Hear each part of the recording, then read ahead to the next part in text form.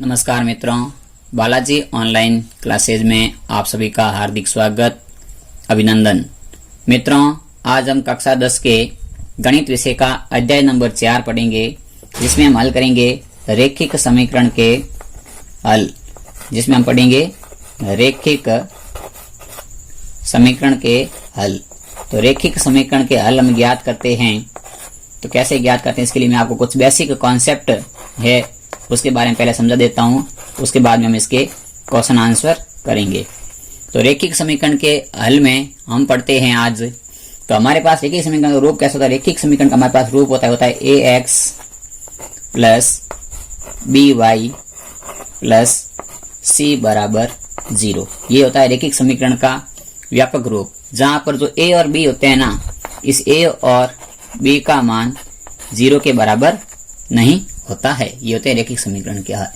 अब क्या होता है, हमारे को जो रैखिक समीकरण दे रखा होता है वो इस प्रकार से देता है a1x plus b1y plus c1। एक समीकरण को ऐसा दे रखा है, समीकरण नंबर 1, और एक हमें समीकरण दे रखा है a2x plus b2y plus c2 बराबर 0। हमें दो समीकरण इस प्रकार से दिए हुए हैं। अब हमें क्या करना होता है, इन दो समीकरणों को हमें हल करना है। इनके क्या हम हल करते हैं, कैसे हल ज्ञात करेंगे? तो इसके लिए 3 कंडीशन होती है। पहली कंडीशन, दूसरी और तीसरी। 3 कंडीशन होती है इनके उत्तर के लिए। पहली कंडीशन तो ये होती है कि जब a1 बटा a2 बराबर नहीं होता है b1 बटा b2 के।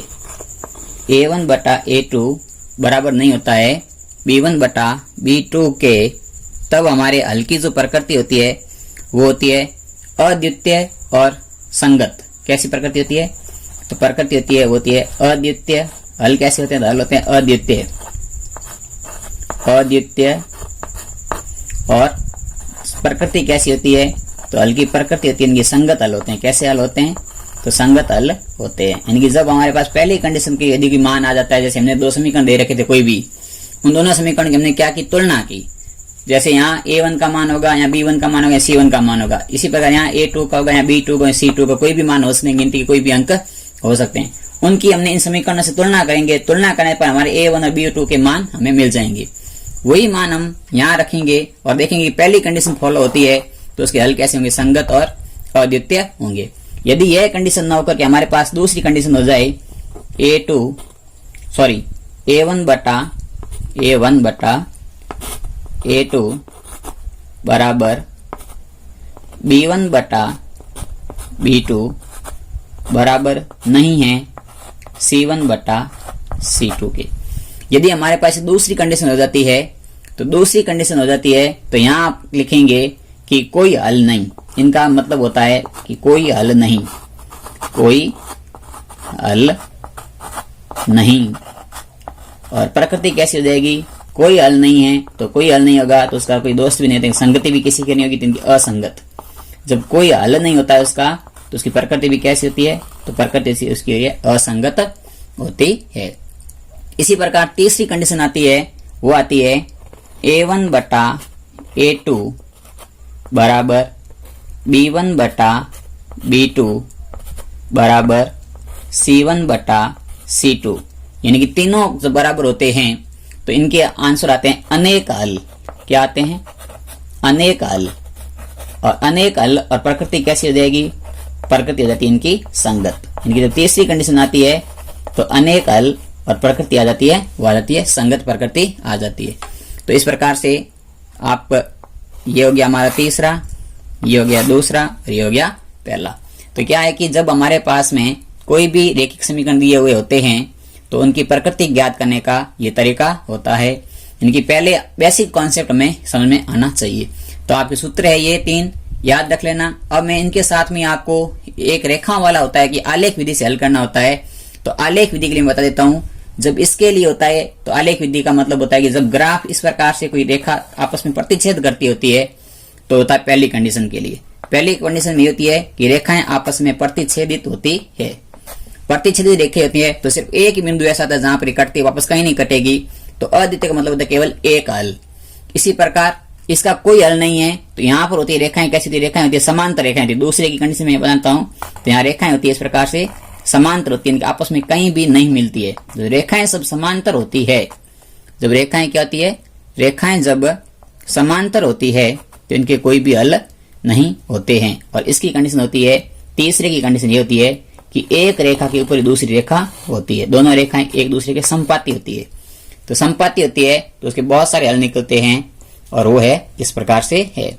गर्मी के कारण बोर्ड पे वीडियो नहीं बन रहे हैं, अभी मैं कुछ स्लेट पे या कॉपी में बनाता हूं, तो आप इसके लिए आप थोड़ा सा मुझे समझ चाहिए आपसे। अभी बोर्ड पे इसलिए नहीं बना रहा हूं कि बोर्ड रूम के अंदर इतनी गर्मी है कि पंखे की आवाज के कारण फिर आपकी मेरी आवाज साफ नहीं होती है, काफी विद्यार्थियों को दिक्कत आती है। लेकिन इस स्लेट पे जो मैं पढ़ा रहा हूं इसमें आपकी वीडियो की क्वालिटी कैसी नजर आती है मुझे कमेंट करके बताना। पसंद आता है तो लाइक करते रहना। साथ साथ में आपके लिए इतनी मेहनत हो रही है तो आप हमारे लिए यही मेहनत करो कि वीडियो के लिंक को ज्यादा से ज्यादा शेयर करें, आगे से आगे ग्रुप में भेजते रहें और आपका सपोर्ट बनाए रखें। जल्दी से इसका स्क्रीनशॉट ले लो। फिर अगला इसी का बेसिक कॉन्सेप्ट हमने समझ लिया, रेखाओं के बारे में समझ लिया। ये होती है प्रतिच्छेदी, ये होती है समांतर और ये होती है संपाती।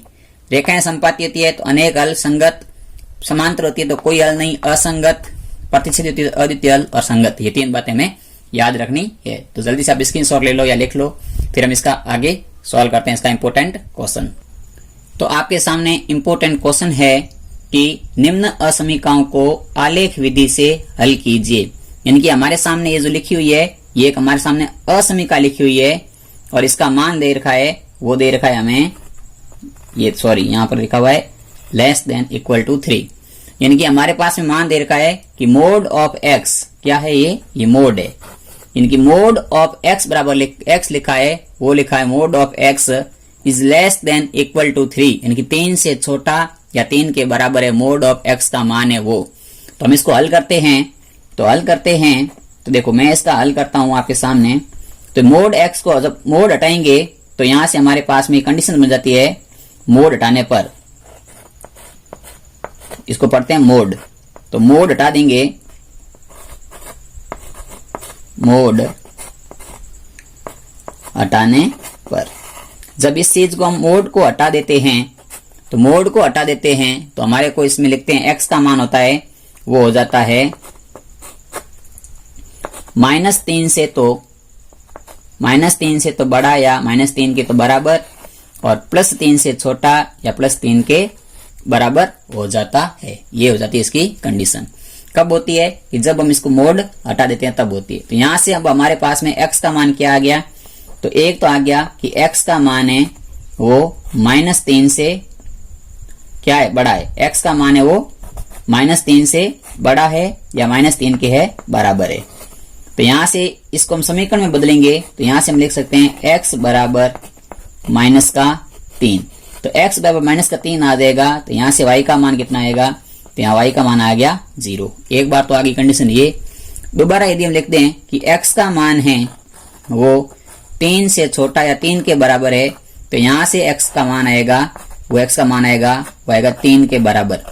तो यहाँ x का मान 3 आ गया तो यहाँ भी y का मान क्या आ गया? तो यहाँ भी y का मान आ गया 0। हमारे साथ पास में एक मान तो आ गया ये x और y के मान, एक बिंदु तो ये आ गया, दूसरा बिंदु आ गया हमारे साथ में पास ये 2 बिंदु आ गए। अब हमें क्या करना है कि जो हमारे पास 2 बिंदु मिल गए हैं इनसे हमें बनाना है ग्राफ। तो इस प्रकार से आपको ग्राफ का पेज मिलेगा। मैं यहाँ पे रफ आपको ग्राफ समझा देता हूँ। आपको ग्राफ पेज में काम करना होता है और ग्राफ पेज आपकी नोटबुक यानी कि जब आप एग्जाम दोगे तो आपके एग्जाम के कॉपी के साथ में आते हैं, वहीं आप इसको काम करना है। लास्ट में होते हैं, कॉपी के अंदर मिल जाते हैं। तो ये आपका है ग्राफ बनाने के समय सबसे पहले आप पेज के बीचों बीच ऐसे प्लस बनाओगे। ये आपका हो जाएगा x अक्ष, ये हो जाएगा आपका y अक्ष, ये हो गया -x और ये हो जाएगा आपका -y। यहाँ पर अपने को क्या है, यहाँ गिनती लिखनी होती है। एक पहला कॉलम होता है वहां 1, दूसरा कॉलम है तो 2, तीसरे कॉलम में 3, चौथे कॉलम में 4। इस प्रकार से हमने गिनती लिख दी। इसी प्रकार हम इधर लिखते हैं तो इधर पहले कॉलम में होती है -1, दूसरा कॉलम होता है -2, तीसरा कॉलम होता है माइनस का 3 और चौथा कॉलम होता है माइनस का 4। इसी प्रकार ऊपर एक्स वाई के मान प्लस में होते हैं 1, 2, 3 और 4। इसी प्रकार नीचे भी होते हैं -1, -2 और माइनस का 3। इस प्रकार से आपको कॉलम वाइज इनकी जो ग्राफ में बॉक्स बनते हैं ऐसे हमको नंबर सेट करने। अब देखो पहला पॉइंट है x का मान -3, y का मान 0 कहाँ पे होता है? तो y का मान हो चाहे x का मान हो 0 यही होता है। तो 0 यहीं पर होता है। तो यहां से हम क्या करेंगे, -3 ये y का मान 0 और x का मान -3 की यहाँ ये वाला पॉइंट है। तो एक पॉइंट तो आ गया यहाँ पर, एक लाइन तो बनेगी इस पॉइंट पर इस प्रकार से सीधी, और एक मान आ गया x का मान 3 और y का मान 0 की यहाँ वाला पॉइंट हो गया।